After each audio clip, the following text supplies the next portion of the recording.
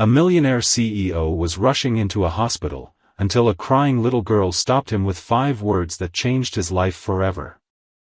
The sun hung low in the sky that afternoon, casting long golden shadows across the hospital's glass exterior. James Winters, impeccably dressed in a light gray suit that seemed to reflect the soft shimmer of the city, stepped out of the back seat of his sleek black car. His leather shoes clicked confidently on the pavement as he adjusted the silver watch on his wrist, glancing at the time. He was a man who didn't like being late, not to business meetings, and certainly not to a contract signing that would secure his company's next multi-million-dollar expansion into the healthcare sector. For most of his life, hospitals had meant deals and development plans, not personal connection. That was about to change. As he approached the side entrance where the administrative offices were located, something caught the edge of his vision. A small figure was curled up beside the wall, near a concrete planter filled with wilting flowers. It wasn't the sort of thing that usually registered in his mind, especially not when he was preoccupied, but this time, something made him stop. Maybe it was the stillness, or maybe it was the quiet sound of a child sobbing beneath the hum of the city. James turned and walked slowly toward the figure. As he got closer, he saw it was a little girl, no older than 5, crouched into a tight ball with her head buried in her knees and her small hands pressed over her face. She was trembling. Her brown hair fell in messy waves over her shoulders, and her thin white t-shirt was damp with tears. Her jeans were worn, her sneakers scuffed, and her entire posture radiated something far beyond a child's usual sorrow. He crouched beside her without thinking, lowering himself until they were eye level. "Hey," he said gently, trying to keep his voice soft so he wouldn't scare her. "Are you okay?" The girl flinched slightly, then slowly moved her hands away from her face. Her cheeks were red, her eyelashes wet. She had the clearest blue eyes he had ever seen, eyes filled with fear, but also something stronger. When she looked up at him, there was no shyness, only sadness. She blinked, trying to stop the tears from falling again, and shook her head. "My mommy's sick," she said quietly. Her voice was hoarse from crying, but she wasn't hysterical. It was the way she said it, calm, accepting, as if it wasn't the first time she'd had to explain it to someone. James's heart tightened. He had heard a lot of things in his career, urgent proposals, desperate investors, legal ultimatums, but nothing quite pierced like that small, steady voice. "Is she in the hospital?" he asked carefully, already suspecting the answer. The girl shook her head. "She's at home. She can't get up. We don't have money to come here. She needs medicine." James inhaled slowly. It felt surreal. Moments ago, he had been walking toward a polished conference room to negotiate high-level agreements, and now he was kneeling on the sidewalk next to a child who was calmly telling him her mother was too sick to move.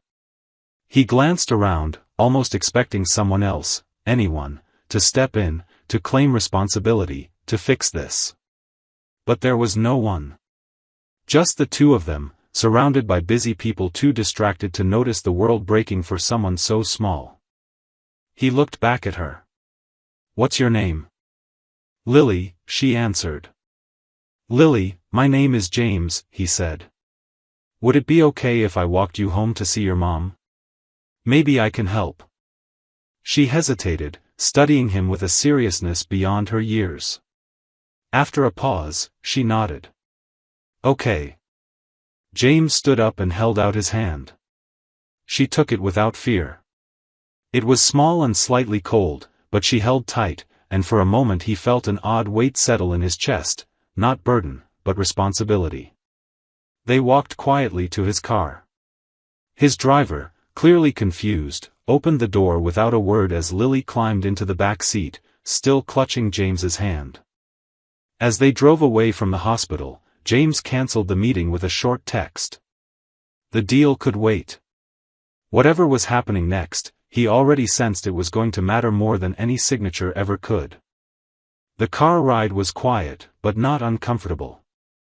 Lily sat beside James in the back seat, her small frame tucked carefully into the leather interior, her legs swinging just above the floor. She kept her hands folded in her lap and her gaze fixed out the window, watching the city blur past them in streaks of gray and gold.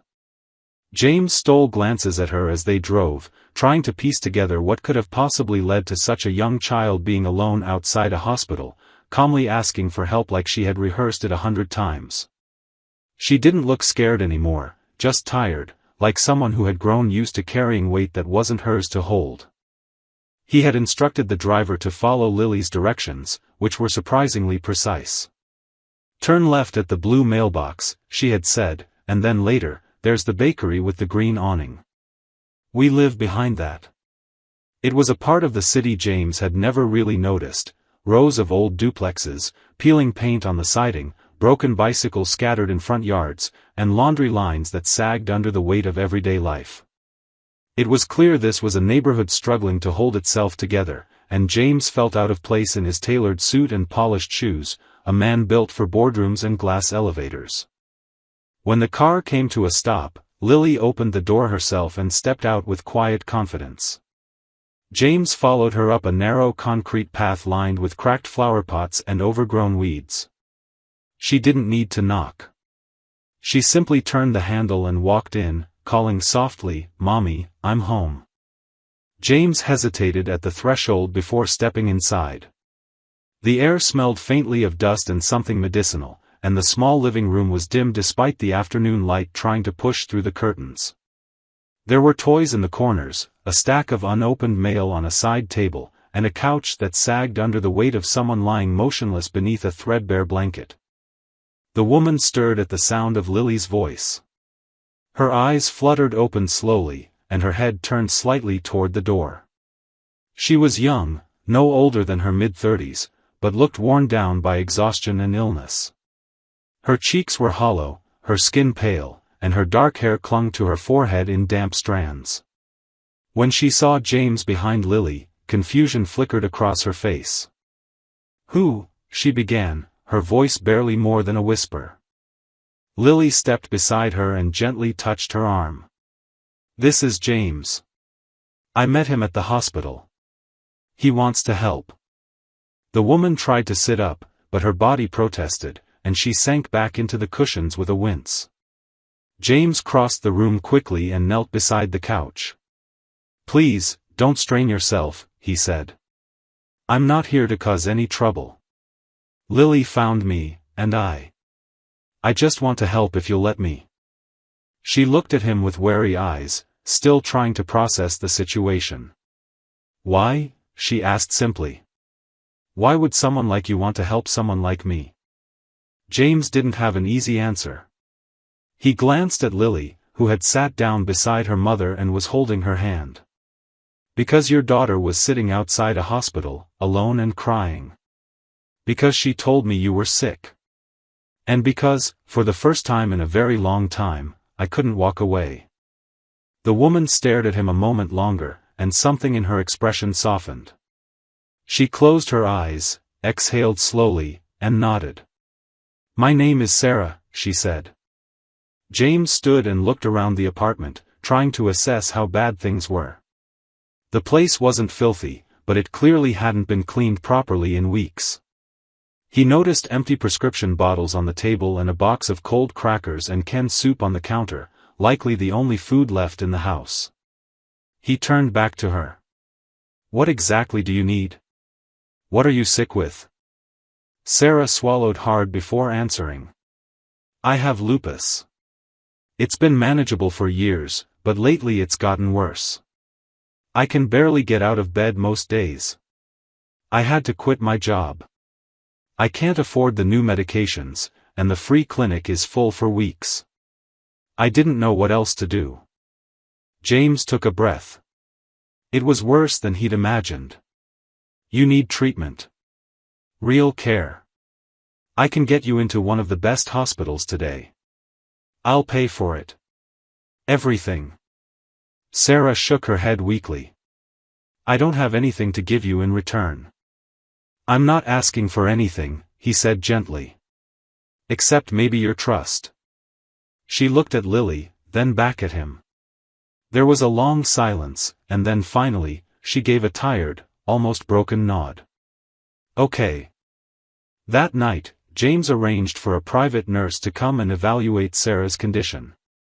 Within hours, she was admitted to a specialized care facility, and Lily, after some resistance, was allowed to stay with her new nanny in James's home, temporarily, until Sarah could recover. James stayed close through all of it. He coordinated the hospital intake, arranged specialists, and called in favors he hadn't touched in years.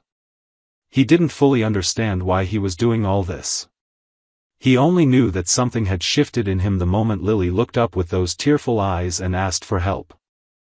He had been on his way to close a business deal that day, but what he found instead was something far more important. A chance to matter, not as a CEO, not as a man with power, but as a human being who could change the course of someone's life with a single decision. And he wasn't going to waste it. James had never been the kind of man who let emotions cloud his judgment. In the boardroom, he was respected, even feared, for his precision and control. But the week that followed changed everything he thought he knew about what mattered. After Sarah's hospitalization, his life split cleanly into two parts, before the sidewalk meeting with Lily, and after. It was as though some quiet, invisible fault line had broken open under his feet, and now every step forward was rooted in a different kind of purpose. Sarah was admitted to the care unit of a private hospital just outside the city. It wasn't the biggest facility, but it was the one James trusted. He knew the chief physician personally, had supported the hospital's foundation years ago, and now found himself leaning on those old connections not for profit or prestige, but for the sake of a sick woman and her daughter who had no one else. Doctors began running tests immediately. The lupus had indeed progressed, more than she had admitted, more than Lily probably knew. Her body was in a fragile state, dangerously close to organ complications. Treatment couldn't wait, and under James's direct funding, it didn't have to. While Sarah was stabilized under the attentive care of specialists, James brought Lily home. His apartment was on the top floor of a modern glass tower overlooking the city. It had been designed for solitude and silence, dark wood floors, high ceilings, minimalist furniture. It was pristine, beautiful, and completely unprepared for a child.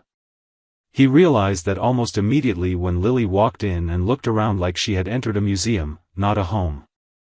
Her shoes squeaked on the polished floor, and she stood still, hands folded in front of her, eyes wide. James knelt down next to her, unsure how to ease her discomfort. "It's okay to explore," he said, offering a small smile. "Nothing in here is more important than you." She didn't answer, but she nodded slightly and followed him inside.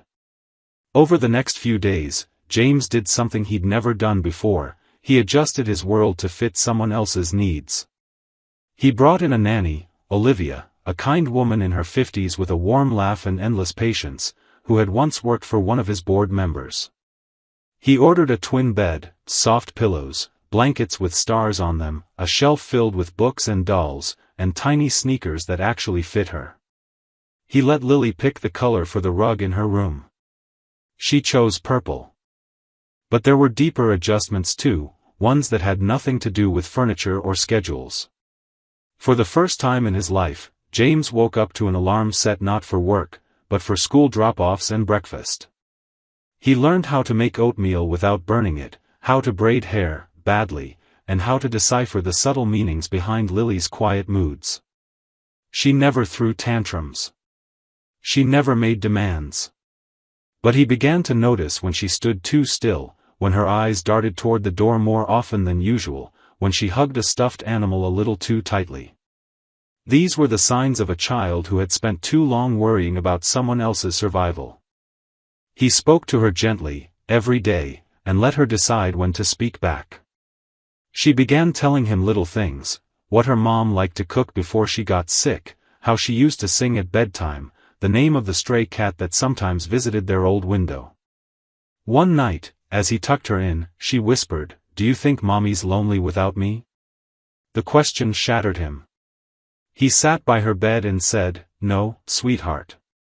She's resting now so she can come back stronger. And she knows you're safe." James kept his word. He visited Sarah nearly every day, sometimes alone, sometimes with Lily, depending on the doctor's recommendation. When he sat by Sarah's bedside, he felt the weight of something he couldn't quite name. Guilt, maybe, for the years he had spent blind to people like her, to struggles that didn't come with headlines or shareholder meetings.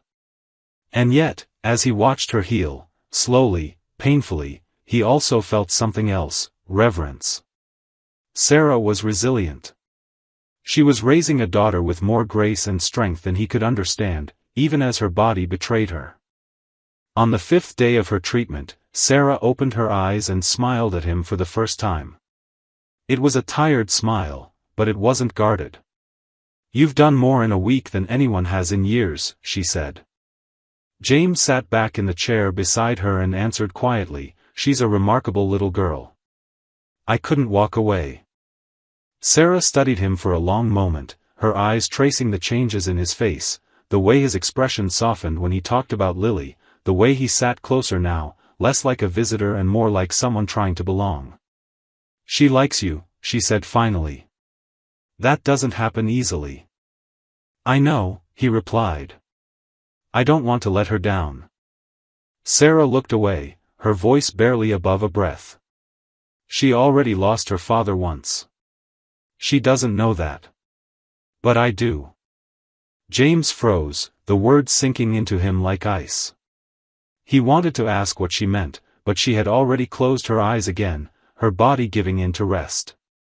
He stayed in that chair long after the machines had quieted and the nurses had left the room, wondering what story Sarah hadn't yet told him, and whether it was already too late to change it.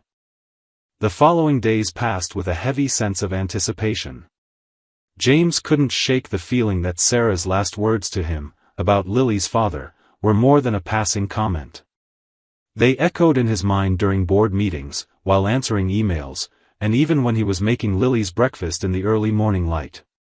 She had said it with intention, not accusation, and it lingered like an unfinished sentence. He found himself growing more cautious with every interaction, not wanting to press her too soon but knowing there was something beneath the surface waiting to be uncovered. Sarah's health, while still fragile, began to stabilize. The treatment was working. The flare-up of her lupus had been severe, but caught in time. Doctors remained cautiously optimistic. Her strength returned slowly, small victories like being able to sit up without help or feed herself again. James visited daily, often with Lily, who brought drawings or stories she made up during the car ride. The hospital room gradually became warmer, filled with laughter, stickers on the walls, and moments that almost resembled normalcy. One quiet afternoon, James arrived without Lily. She was napping at home with Olivia, and he wanted a moment alone to speak with Sarah. He brought her some tea from a place she once mentioned liking. She was propped up against the pillows when he entered, her face pale but alert. She smiled when she saw him, something genuine now, not forced or polite. "You look tired," she said as he pulled a chair closer to the bed. He chuckled softly and handed her the cup. "I'm learning that being a parent is a full-time job, even when you're not sure you're qualified for it." She sipped slowly, watching him over the rim of the cup. "You're doing well. Better than most who've had years to figure it out." There was a pause. Then James leaned forward, his voice careful but steady. "The other day, you said something. About Lily's father." Sarah placed the cup down gently, her fingers lingering on the handle. She didn't respond right away, as if weighing her next words. "I did," she finally said. "And I think it's time you knew the truth." James braced himself. He wasn't sure what he expected, a name, a painful story, a lost connection. But what came next unraveled his entire world. "James," she began, "you're her father." The room seemed to still, even the soft hum of the monitors fading into the background. He stared at her, not quite able to process what she had just said. "I didn't tell you back then because we weren't in each other's lives anymore.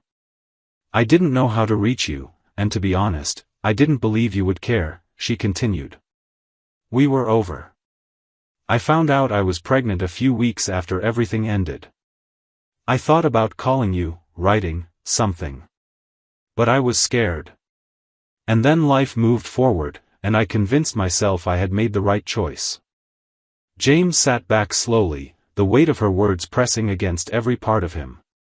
Memories flooded his mind, those few intense months they'd shared years ago, the way things had fallen apart, the silence that followed. He remembered walking away, thinking the relationship had simply run its course. He had no idea that something so lasting had come from it. "Why tell me now?" he asked quietly. "Because I see the way you look at her," Sarah said. "And she looks at you the same way. You deserve to know. And maybe it's selfish, but if something happens to me, I need to know she'll be with someone who truly loves her. Someone who won't disappear." James felt breathless. All those moments with Lily, the quiet talks, the laughter, the way she reached for his hand, suddenly took on a new light. The connection he felt hadn't been imagined. It was real, rooted in blood and history and something far greater than coincidence. He stood and walked to the window, staring out at the hospital courtyard below. Children played there sometimes. It seemed impossible that a few weeks ago, he hadn't even known Lily existed. Now she was part of him in a way that made his heart ache. "I don't know what to say," he admitted. "You don't have to say anything," Sarah replied. "Just be there. That's what matters." He turned to her, eyes filled with emotion. "I will. I promise you, I'm not going anywhere." Sarah nodded, and something in her expression eased. For the first time, there was no tension in her shoulders, no guarded look in her eyes. There was trust, deep and fragile, but real. As James left the room that day, everything felt different. He wasn't just helping a woman and her child anymore. He was stepping into something far more sacred. He had a daughter. And now that he knew, nothing in the world could pull him away from her again. James woke early the next morning, long before the sun began to rise, and sat on the edge of his bed with the revelation from the previous day still echoing in his chest. He hadn't slept much.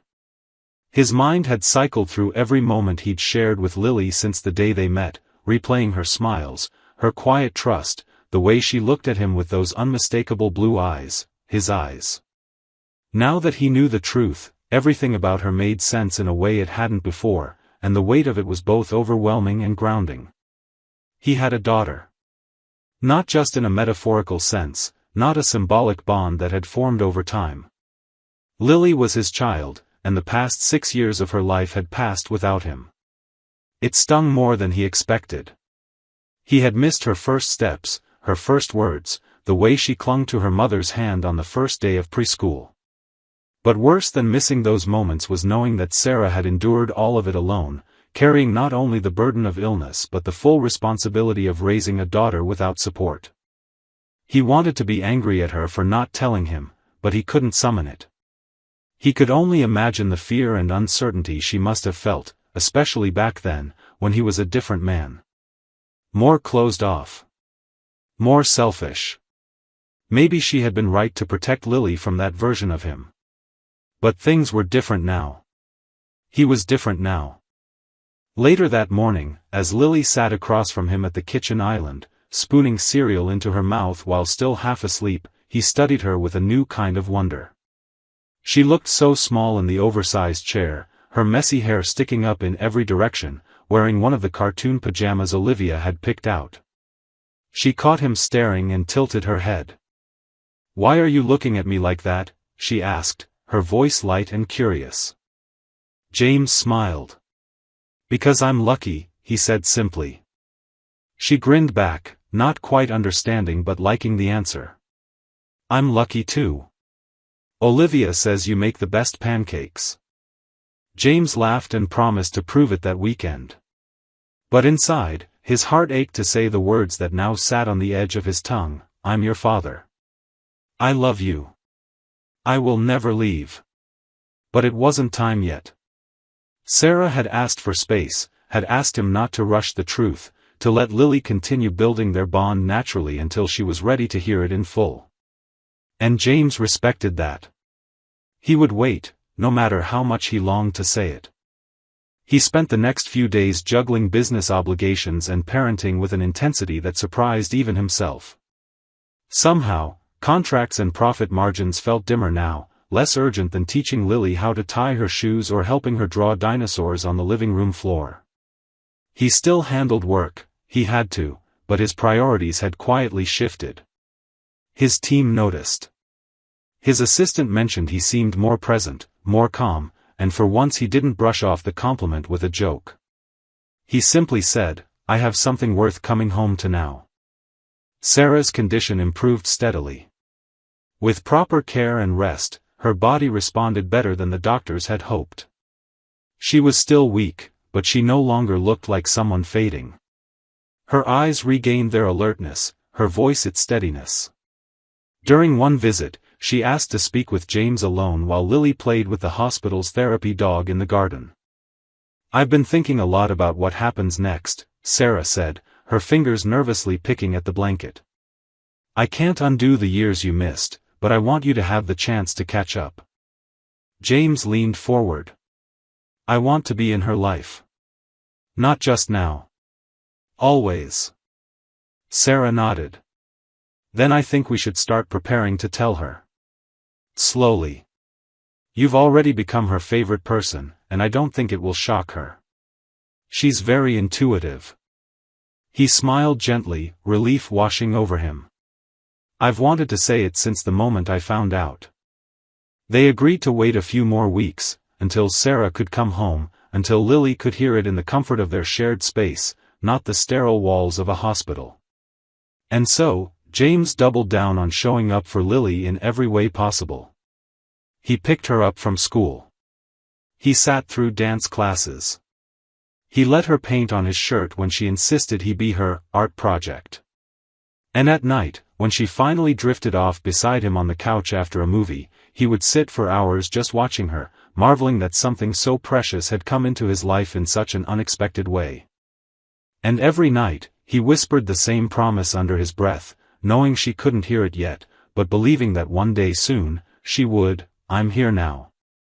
And I'm never leaving again." The first morning Sarah returned home was quiet in a way that felt delicate, like a moment balanced on the edge of something sacred. Olivia had made tea and set out breakfast, but it mostly went untouched.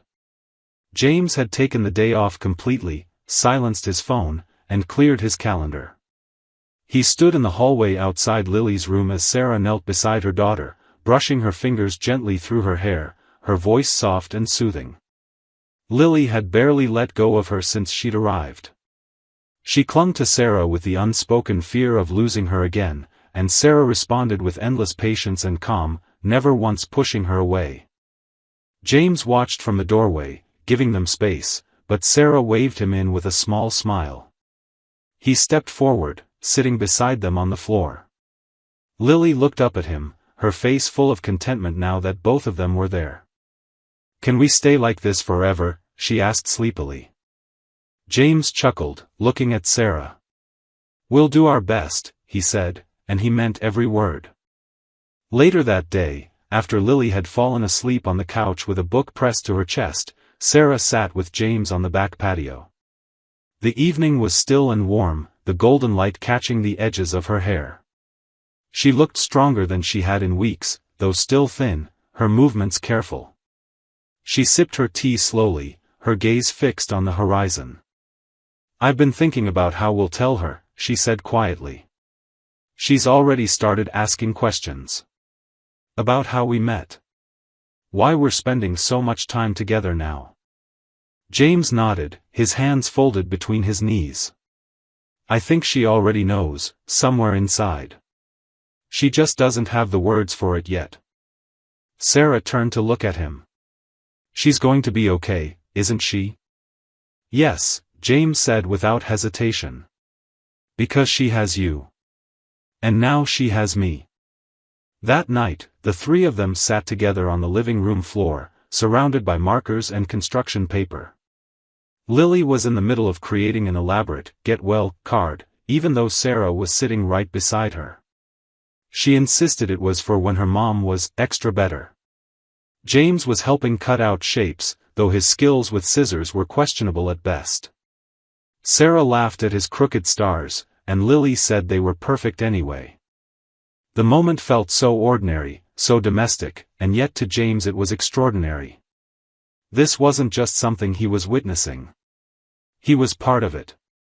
The sharp lines of his former life, contracts, meetings, flights, had started to blur, softened by the steady presence of something real. For the first time, his home felt like a place where a life was being built. As the week went on, Sarah and James moved gently around each other, navigating the newness of being in the same space again. Sometimes it felt natural, like slipping into a rhythm they'd never had time to find years ago.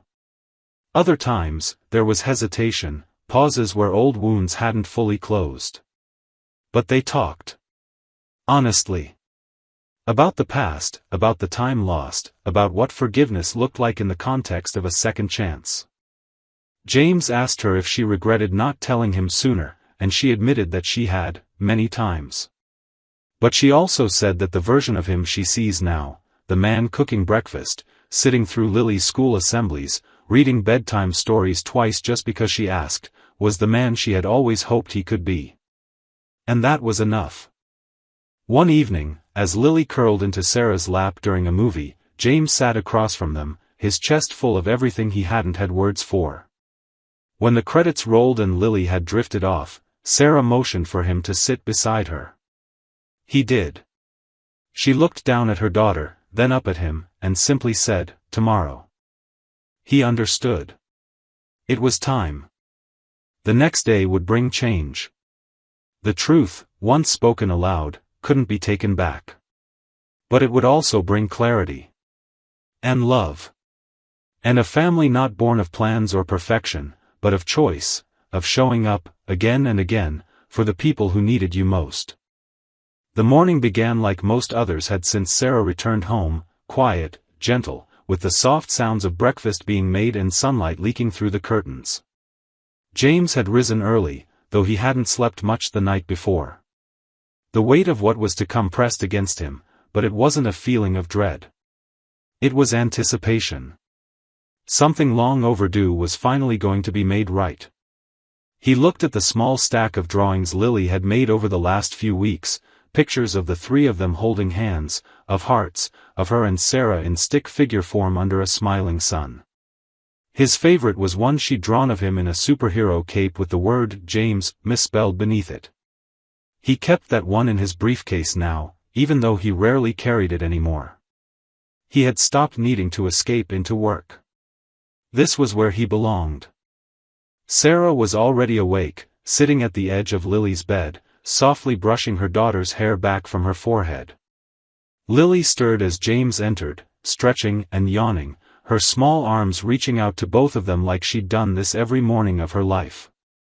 James sat on the bed beside her and smiled. "Sleep okay, Peanut?" he asked. She nodded and nestled against Sarah. After breakfast, they all went to the park, walking along the shaded paths and feeding ducks by the pond. Sarah and James shared glances, quiet exchanges of reassurance and timing. Lily was in a particularly bright mood, skipping ahead and humming to herself, the world simple and full of wonder from her point of view. When they returned home, James suggested they sit in the living room and talk for a bit before lunch. Lily flopped onto the couch, kicking off her shoes and wrapping herself in a blanket.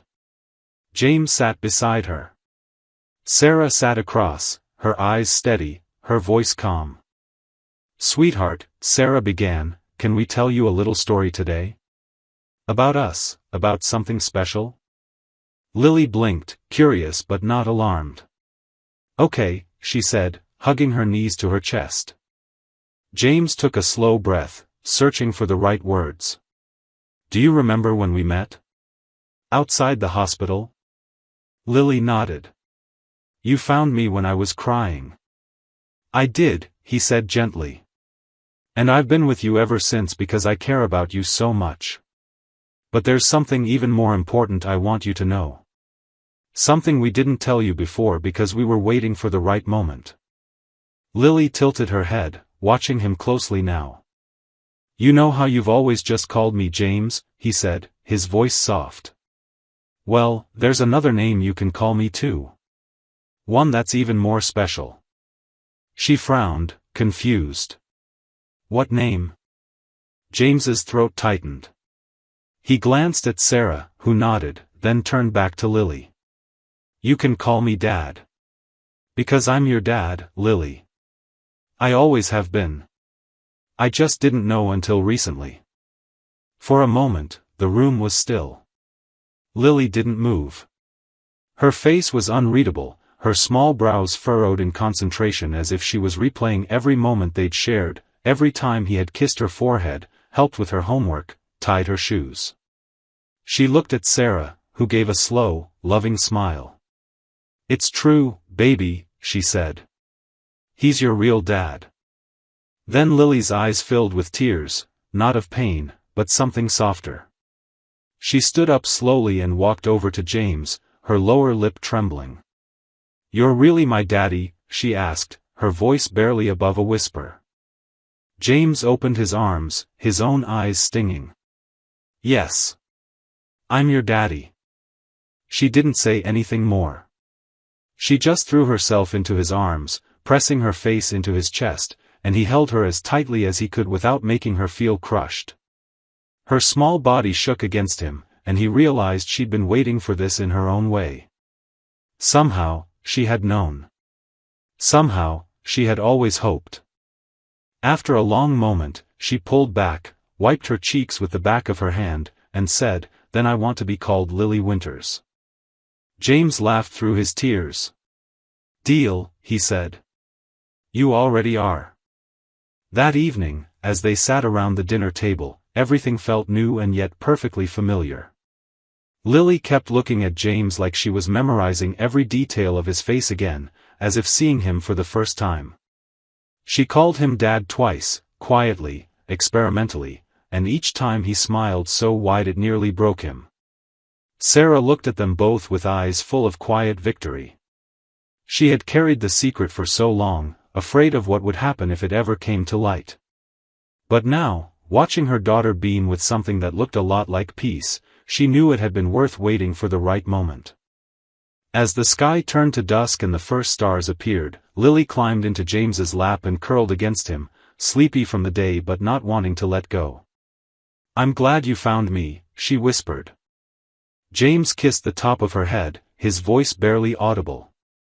Me too, baby. More than anything in the world. The weeks that followed felt like the slow unfolding of a second chance that no one had dared to believe was possible.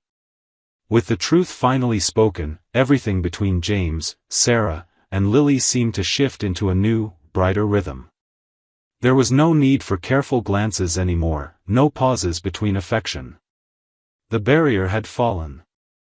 Lily now said Dad without hesitation, without testing it first, like it had always belonged on her tongue. And James, who had spent most of his adult life believing he would never have a family of his own, now found his life shaped by tiny hands tugging at his sleeve, by giggles echoing through hallways, and by the quiet comfort of Sarah sitting beside him at the end of every day. Sarah was healing faster now. Being home, surrounded by love, gave her energy no medicine had been able to provide on its own. She cooked again, slowly at first, leaning on James for support, laughing as he clumsily chopped vegetables or burned toast. She took short walks with Lily, started drawing again, something she hadn't done in years, and filled her sketchbook with scenes of their new life, a park bench with 2 pairs of shoes underneath, a child's smile, James's hand holding Lily's. The drawings were soft and imperfect, but full of meaning. James had renovated one of the guest rooms into a space for Lily, a real room, with walls painted the color of sunrise, shelves for her growing collection of books, and a ceiling light shaped like a cloud. She decorated it herself, pinning up paper stars and messy finger paintings.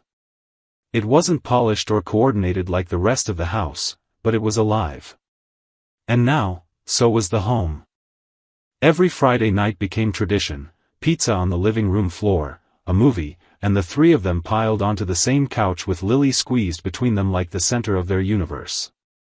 Saturdays were for pancakes and lazy mornings, sometimes museum trips or park picnics, and Sundays were for walks and quiet talks where James and Sarah discussed the future in soft tones while Lily skipped ahead, chasing butterflies or pretending the sidewalk was a secret path.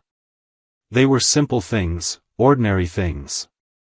But to James, they were everything. One evening, as Lily lay sleeping, curled in a blanket on the sofa, Sarah and James sat on the balcony with warm mugs in their hands and the city lights glittering below. Sarah leaned into him, her head resting against his shoulder, her fingers laced through his. For a long time, they didn't speak. They didn't need to. But eventually, she turned to him, her voice barely louder than the wind. "You know, I used to dream of this life. Not exactly like this, of course. I never imagined we'd come together in such a strange way, but the feeling of it.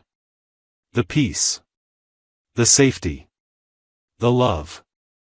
And for a long time, I thought it was impossible. That people like me don't get stories like this."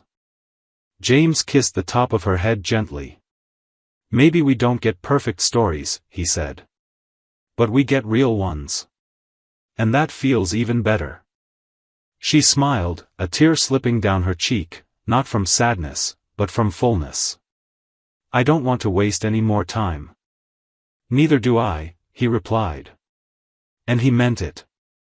The man who once built his identity around control, solitude, and success now measured his days by bedtime hugs and breakfast requests, by the way Sarah smiled at him across the dinner table, by how Lily squeezed his hand when she was tired or nervous or just wanted to be close. He had gained something that couldn't be bought or won, something that had taken root in the cracks of his old life and grown wild, beautiful, and real. A few months later, on a quiet spring afternoon in the garden, James knelt down beside Lily and asked her if she'd like to be a part of something special. Confused, she looked at him with those bright blue eyes. "You already said I'm your daughter," she said. He smiled. "You are. Forever. But I was wondering if you'd like to help me ask Mommy something important."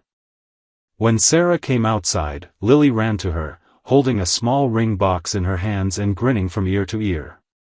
Sarah froze as James stood behind her, his heart racing but his voice steady. "You gave me the best gift in the world without ever asking for anything in return," he said. "And I don't want a single day of my life without you in it. Will you marry me?" Sarah's hands flew to her mouth, tears already brimming in her eyes. Lily jumped up and down, chanting, "Say yes. Say yes." She didn't hesitate. She said yes. And so their story, once fractured by fear, silence, and distance, closed its darkest chapter and turned a page into something radiant. It wasn't perfect, and it wasn't without scars, but it was whole. James had found more than just love or redemption, he had found his family. And in that quiet, imperfect miracle, he finally understood what it meant to truly come home. This story ends not with dramatic twists, but with something far more powerful: healing. What began with a chance encounter outside a hospital becomes a quiet revolution in one man's soul. James, a figure once defined by wealth and control, is softened not by tragedy but by love he didn't expect. The discovery that Lily is his daughter doesn't just reshape his priorities, it reshapes his identity. He doesn't try to erase the past. He owns it. And that's what makes the ending feel earned, not forced. Sarah's journey, too, is a rare portrait of quiet resilience. She never seeks pity. She seeks safety, for her child, for herself, and finally, she finds it. But even more importantly, she finds someone willing to meet her where she is, not where she had to survive alone. The real triumph here isn't the marriage proposal or even the happy family they form. It's the fact that three broken paths found one another again, and chose to stay. In a world obsessed with instant redemption, this story dares to show us that sometimes love comes after the apology. Sometimes family is built from the pieces we thought were lost. It's not just a happy ending. It's a meaningful one.